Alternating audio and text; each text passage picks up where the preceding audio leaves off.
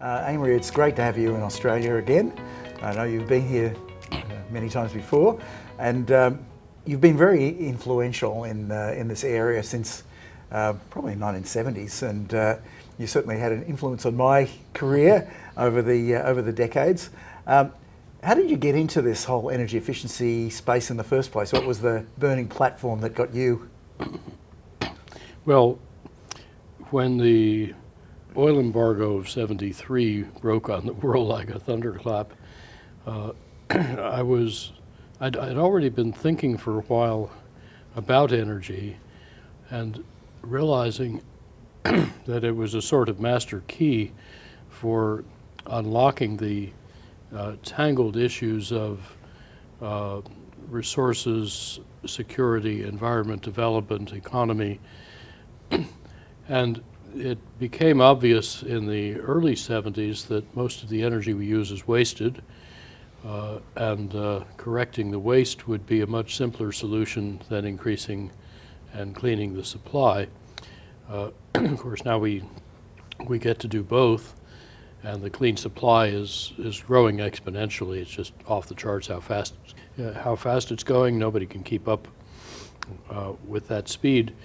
But we're starting to realize that most of the energy we use is still wasted, and that saving most of it is cheaper than we thought. In fact, even cheaper than the very cheap supply now from solar and wind. So that combination is a winner, and if we get serious about doing it quickly rather than having it done to us by others, it could be the foundation of a much more productive, competitive economy. We'd be fairer, richer, healthier, safer, and life would be a lot more fun. And do you think people really understand the scale of inefficiency? Because I talk to people often. They say, "Look, electric vehicles are so efficient. We've really done that thing for transport now that we've electrified it." And I keep thinking, look, is it really efficient when you've got 2.5 tons of car to move 100 kilos a person? Exactly so. And if it were properly designed, it would weigh about 350 to 700 kilos. And be safer and a lot more fun to drive. In fact, if you make cars lighter and more streamlined, you can make an electric car 2 or 3 times more efficient than the ones on the road now. In fact, even a bit better than that. So I work with a couple of little companies whose electric cars, just getting ready for mass production now, are so efficient, like 3 times Tesla efficiency, that they don't need to plug in for ordinary daily driving. They can run just off the 3 to 5 square meters of solar cells on the roof. Well, does this matter? Yes, the utilities think tank in the US, Electric Power Research Institute, just put out a paper saying that if we make our electric vehicles just twice as efficient, very straightforward, that would save about $200 billion a year and in the US by avoiding the electrical supply and the charging infrastructure, which could be, would charge faster and could be shared amongst more vehicles, because they would have they would have only half the batteries for the same range. That also makes the vehicles much more affordable because the batteries are the costliest part of an electric car.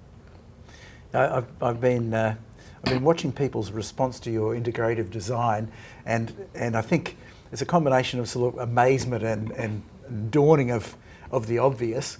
But how do we get people to focus on the actual task that energy is being used for, in terms of how, as a starting point? Because everybody seems to do everything the opposite way, and I've been trying on this energy productivity jaunt for the last 30 years, and it's really quite difficult to get people to actually start with the task. Yeah, what do you want the energy for? Hot showers, cold beer. Actually, I thought this up when I was living in England, so it should have been, cold showers and warm beer, I suppose. But smelted alumina, baked bread, comfort, mobility.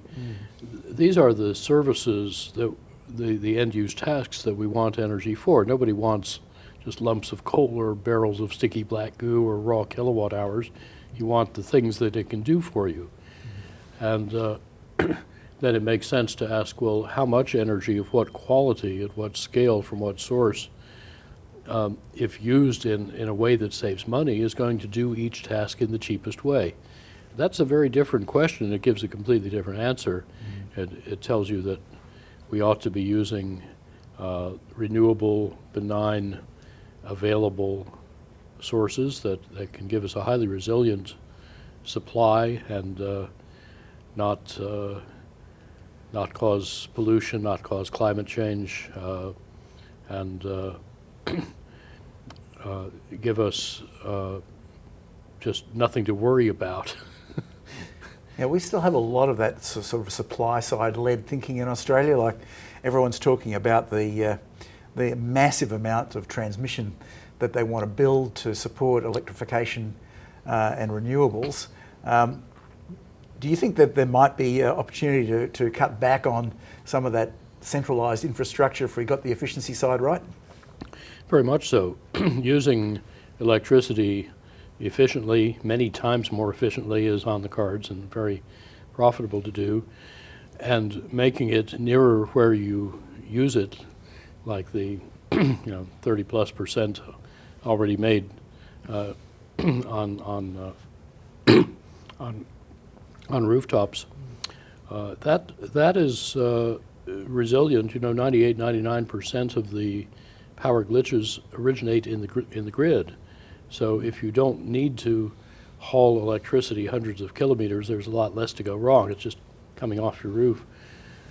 And my house hasn't had a power failure in about 28 years for that reason. So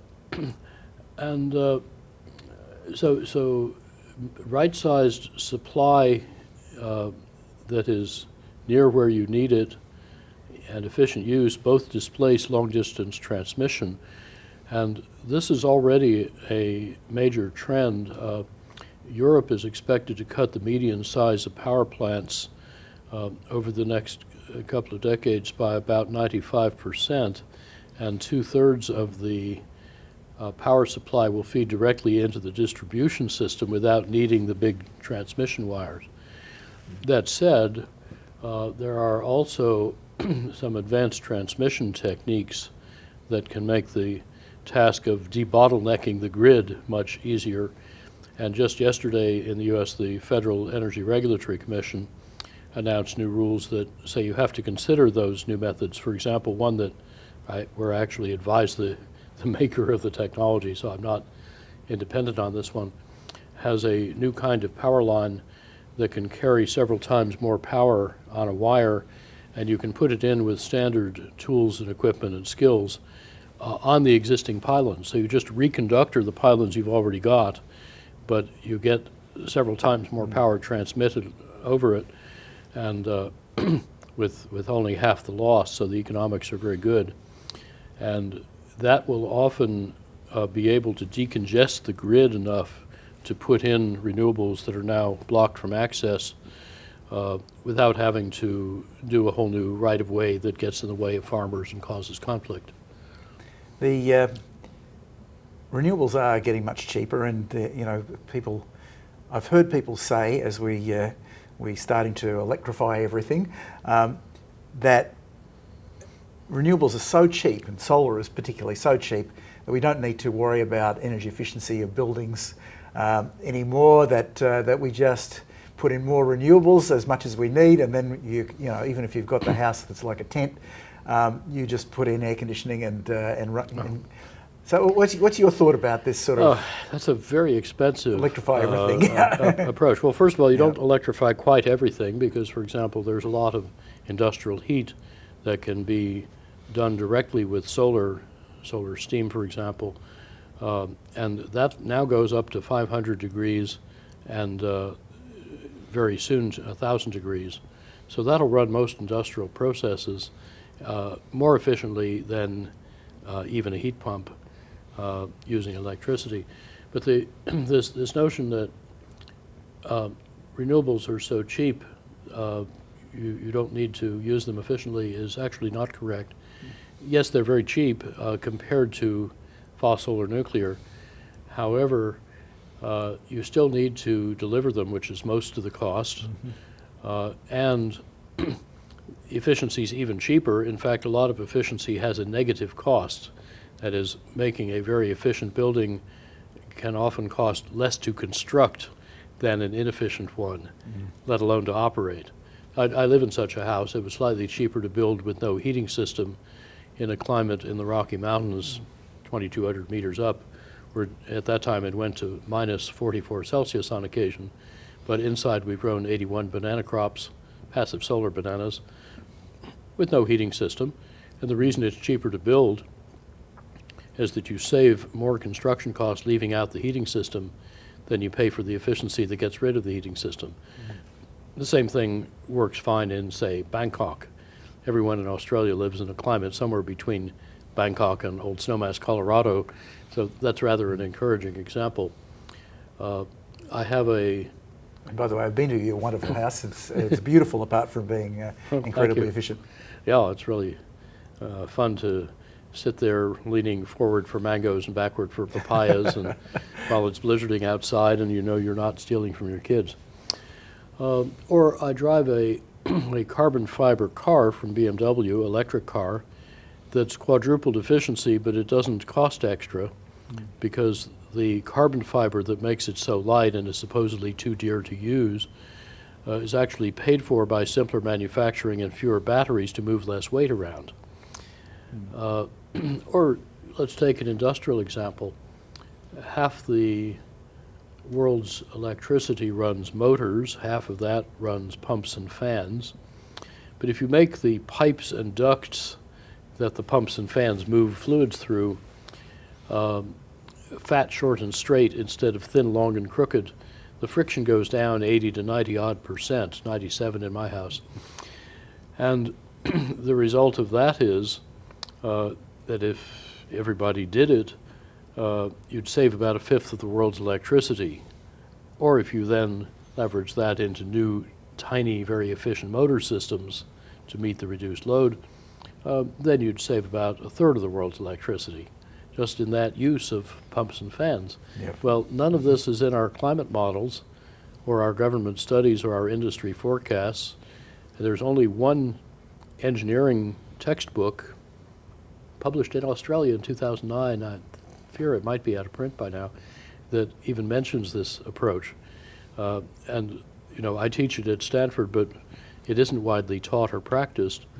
And why not? Because it's not a technology, it's a design method. Yep. So design, the way we put the pieces together, is really the key to a lot of the cheap savings, and yet most people don't think of design as a way to get to speed and scale rapidly. I think your point too about if you don't have efficiency in the end use as a focus, then you also use enormous amount more resources, and it puts pressure on supply chains and skills and everything. If you have inefficient cars, and also if you live in patterns that cause you to jump in a car whenever you need to go anywhere, instead of being already where you want to be, all of that uses more battery minerals. Sure, and more maintenance on the roads, and on it goes. How do we get people to do this sort of system thinking? Because one of the things that you pointed out yesterday at your workshop, and I've seen it so many times, is that you ask an engineer to do an efficiency study, and they end up with a menu of discrete items with a payback period against them. They often don't look very attractive, and then they add them up and it looks less attractive, and they don't never look at the entire system's opportunities. How do we change that around? Well, educate engineers differently and educate their clients differently to demand that they look at the whole system, or you hire a different engineer that will. If, for example, you have this list of ways you could improve a building efficiency, and you combine all of them, well, the lower cooling loads because you have more daylighting and more efficient lights and better insulation, better windows and so on. That lets you save a lot of mechanical equipment that can about pay for everything else. So what looked like maybe a 10-year payback suddenly becomes 1 year. Yep. Because you're doing the whole lot together and capturing the synergies between the parts. I saw when you're doing a workshop, it's quite interesting just watching people's faces. There's a lot of aha moments, like, "Ooh, I've seen that myself."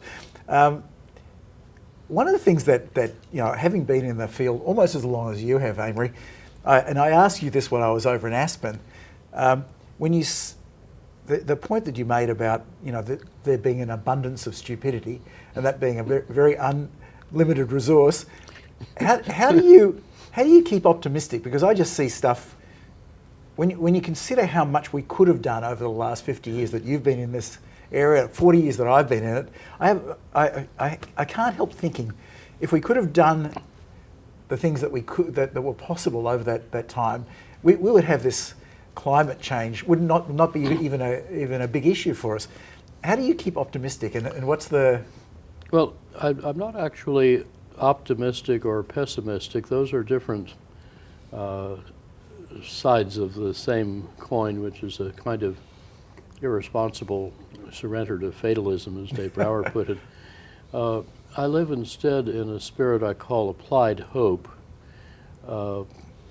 I like that.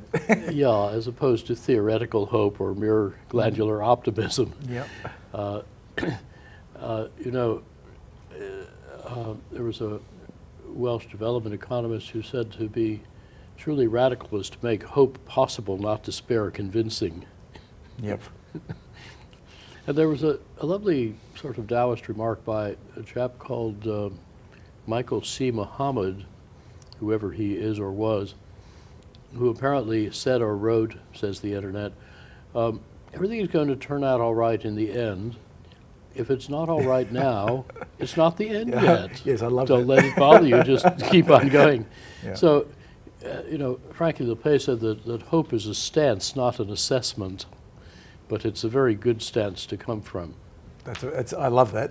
So it's a philosophical position. Yeah. No, it's very good. And do you have? And it stimulates you to make choices all the time that help create a world worth being hopeful about. So it reinforces itself in this virtuous spiral. And when you look at the sort of immense climate challenge that we've got now, it seems to be worsening by the day. How do you, when you apply your applied hope, do you think we're going to come out of it okay? Well, as the late Dana Meadow says, we have exactly enough time, starting now. Yeah, I like that too. And what do you think is the most important approach that we need to have here to sort of keep focused and conquer climate change as an ongoing problem? Well, we've got the right amount of carbon, but it's in the wrong places. It should be in the soil and the standing biomass like trees, and instead it's in the air and the oceans, so it's out of place.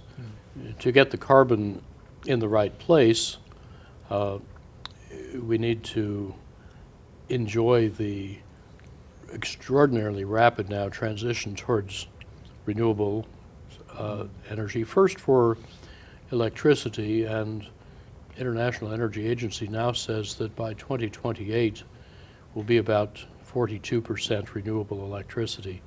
And Australia's already at what, 40? Yeah, mid-30s, yeah. Mid-30s, okay. South Australia, 75. Yeah, more than that, yes. And within a few years, 100. But also efficient use. And we found in the U.S. that quadrupling the efficiency of using electricity would cost only 1/10 as much as the electricity it saves. So just quadrupling efficiency isn't nearly enough. We should have bought more than that. I think if people pay attention and ask, why are we doing this thing at all? Why are we doing it in this way? Why does it use so much energy? You could actually do almost everything with almost nothing by designing properly. Yep. And we ought to insist that our designers do that and reward them when they do. Reward them for what they save, not what they spend. How do we train our engineers, architects, and the others rapidly so that we can get them to make sensible decisions going forward? Well, differently than we do now, and I'm trying several approaches to this besides my teaching at Stanford. I'm seeding that around the world lately, for example, in Australia and India, and you know, China and India each graduate about 1.5 million engineers a year, and we've already set up in India to spread this approach to 3,000 technical higher ed institutions. We're about to do something similar in a different way in China, and to get some materials to the chief engineers of the 17,000 biggest factories, who will then start competing with each other to apply it. Well, I think this is going to spread rather quickly because they're so competitive and have very clever people, and Australia needs to catch up if it wants to compete in that sort of world where the real advantage comes from efficiency. I'm also going to put my lectures online. We're making arrangements for that.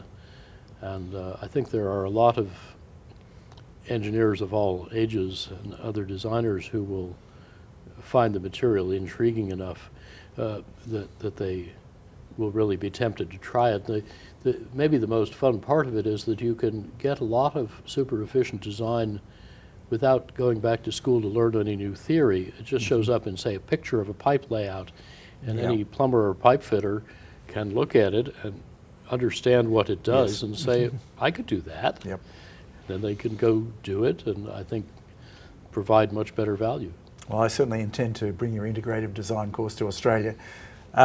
So I think we're getting near the end of our time, but I just want to finish off maybe by asking you, what are you most proud of about your career to date? Obviously, you've still got plenty of years to go in this, but you know, what do you feel is your greatest achievement? Oh, probably redefining the energy problem in '76, and if I could be permitted another one with a couple of co-authors, redefining capitalism in '99 in a book called Natural Capitalism. It was a great book. Yeah, thank you. Well, thank you very much, Amory. It's been a pleasure as always, and again, very happy to have you in Australia, and Pleasure. I hope you get a chance to come again. Thank you.